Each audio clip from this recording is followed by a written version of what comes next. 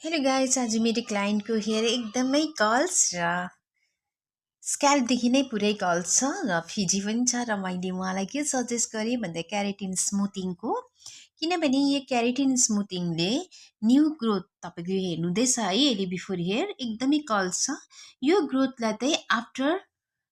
स्मुथिङ फेरि new growth आउँछ नि त्यतिखेर चाहिँ स्क्याल्पबाटै न्यू ग्रोथ चेन्ज गराइदिन्छ र यो ट्रिटमेन्ट चाहिँ उहाँको लागि एकदमै बेस्ट छ र यो ट्रिटमेन्ट एकदमै नेचुरल हेयर एकदमै नेचुरल स्ट्रेट देख्छ अहिले आर्टिफिसियल स्ट्रेट देख्दैन र यसको चाहिँ तपाईँको लङ लास्टिङ पनि छ केमिकल कम्ती हुन्छ जस्तै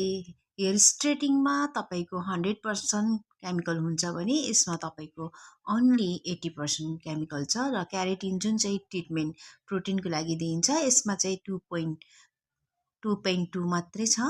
केमिकल र यो